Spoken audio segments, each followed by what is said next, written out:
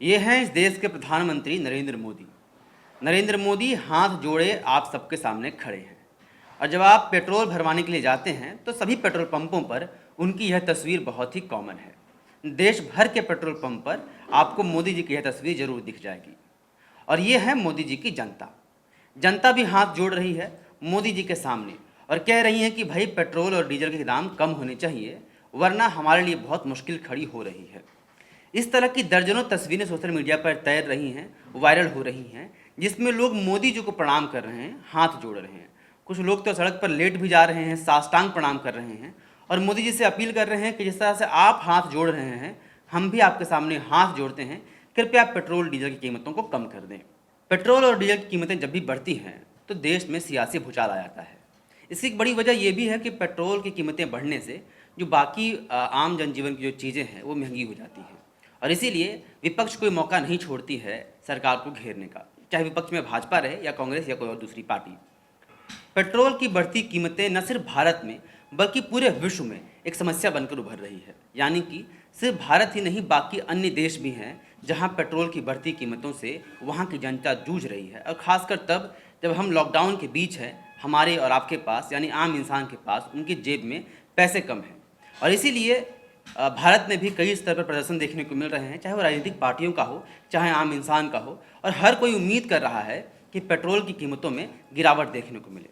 Petrol की कीमतें बढ़ रही हैं, यह एक बुरी खबर है, लेकिन इससे भी बुरी खबर यह है कि पेट्रोल की कीमतें कुछ दिन अभी और कम नहीं होंगी और शायद इसमें और बढ़ोतरी देखने को मिले।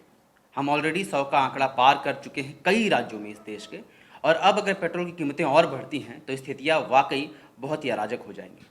ऐसा मैं क्यों कह रहा हूँ कि पेट्रोल की कीमतें बढ़ने वाली हैं, आइए इस पर हम नज़र डालते हैं। यूएई यानी संयुक्त अरब अमीरात और सऊदी अरब, ये वो दो बड़े देश हैं जो पेट्रोलियम निर्यातक के सबसे बड़े एग्जाम्पल्स हैं। यानी विश्व में सबसे अधिक पेट्रोलियम उत्पादन यही करते हैं और निर्यात भी यही करते हैं। और इसलिए इन दोनों देशों में क्या कुछ हो रहा है, इससे काफ़ी असर पड़ता है पेट्रोल और डीजल की कीमतों पर जो भी हम इस्तेमाल कर रहे हैं। यानी विश्व भर में जो पेट्रोल का इस्तेमाल हो रहा है, जहाँ ये पेट्रोल बेची या खरीदी जा रही है, उसका एक बड़ा चंक यूएई और सऊदी अरब से ही आता है। और इन दोनों देशों के बीच मनमुटाव चल रहा है। इसका प्रभाव क्या पड़ता है वो समझिए। ओपेक प्लस कंट्रीज में कई देश हैं जो पेट्रोलियम निर्यातक कंट्रीज हैं, उनका एक ग्रुप है, एक समूह है जिसे हम ओपेक प्लस कंट्रीज कहते हैं। इसमें एक रसिया भी है।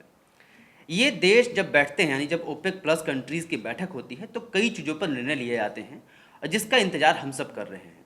यानी हम सब उम्मीद कर रहे हैं कि ओपेक प्लस कंट्रीज बैठें और फिर पेट्रोल की कीमतों को लेकर कुछ चीज़ें तय हो, क्रूड ऑयल की कीमतों को लेकर कुछ चीज़ें तय हो। लेकिन यह बैठक हो नहीं पा रही है। क्यों नहीं हो पा रही है? क्योंकि यूएई और सऊदी अरब के बीच मनमुटाव चल रहा है। ये दोनों एक दूसरे से असहमत हैं पेट्रोलियम के उत्पादन की क्षमता को लेकर, और इसीलिए बैठक नहीं हो पा रही है। अब जब तक यह बैठक नहीं होती है तब तक हम उम्मीद नहीं कर सकते हैं कि पेट्रोल की कीमतों में गिरावट देखने को मिलेगी, यानी क्रूड ऑयल की कीमतों में गिरावट देखने को मिलेगी। इसकी भूमिका समझने के लिए हमें आज से 1.5 साल पहले जाना पड़ेगा, यानी जब हम लॉकडाउन की शुरुआती चीज़ों को झेल रहे थे।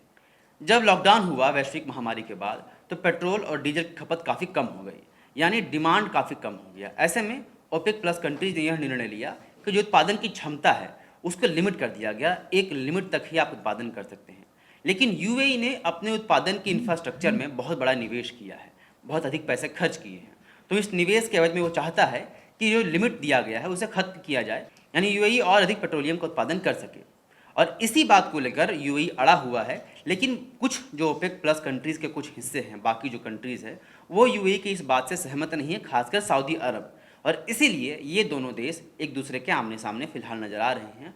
और इसीलिए ओपेक प्लस कंट्रीज़ की यह बैठक नहीं हो पा रही है, और इसीलिए क्रूड ऑयल की कीमतें तय नहीं हो पा रही हैं, और इसीलिए पेट्रोल डीजल की कीमतें हमारे और बाकी तमाम देशों में बढ़ रही है। और इसीलिए मैं कह रहा था कि पेट्रोल और डीजल की कीमतें अभी और बढ़ सकती हैं, इनमें और बढ़ोतरी देखने को मिल सकती है। तो क्या उम्मीद करनी चाहिए, कब तक यह बैठक होगी और कब तक हम उम्मीद कर सकते हैं कि पेट्रोल और डीजल की कीमतों में गिरावट देखने को मिलेगी? दरअसल यह मनमुटाव नया नहीं है। इसके पहले भी कई बार यूएई और सऊदी अरब एक दूसरे के आमने सामने रहे हैं, कई बार मनमुटाव हुआ है, ये पहली बार नहीं है। अच्छी बात यह है कि इन दोनों देशों के बीच का मनमुटाव बहुत दिन तक चलता नहीं है, ये बहुत जल्दी मान जाते हैं, सुलह हो जाती है। और यही उम्मीद हम भी लगाए बैठे हैं कि जल्द ही ये सुलह हो जाए, ताकि ये बैठक हो ओपेक प्लस कंट्रीज़ की, और फिर हम पेट्रोल की बढ़ती कीमतों से निजात पा सकें और हम पेट्रोल की कीमतों की गिरावट देखें ताकि आम इंसान को थोड़ी राहत मिले। यानी पेट्रोल डीजल की बढ़ती कीमतों पर राज्य सरकार या केंद्र सरकार के टैक्सेस का एक असर तो रहता ही है, जिसे लेकर मांग भी उठ रही कि आप टैक्सेस कम करें, क्योंकि हम एक वेलफेयर स्टेट में रहते हैं और सरकार हमारे प्रति जिम्मेवार है और उन्हें हमारी सहूलियत के लिए काम करना चाहिए। लेकिन दूसरी बड़ी वजह और महत्वपूर्ण वजह क्या है पेट्रोल डीजल की कीमतों की इजाफा को लेकर, वो हमने आपको बताई और क्या सोल्यूशन है वो बताया। लेकिन इस सोल्यूशन के पीछे की अटकल क्या है कि बैठक नहीं हो पा रही है और इसीलिए पेट्रोल और डीजल के दाम कम नहीं हो पा रहे, ये हमने आपको बताया। ये जानकारी कैसे लगे मुझे जरूर कमेंट बॉक्स में लिख कर बताएं। साथ ही द फॉलो अप को अगर सब्सक्राइब नहीं किया तो सब्सक्राइब कर लें। नमस्कार। विवेकानंद विद्या मंदिर स्कूल एक CBSE affiliated English medium coed school है। हम शिक्षा के साथ संस्कार देते हैं। thefollowup.in. Like, share, and subscribe. www.thefollowup.in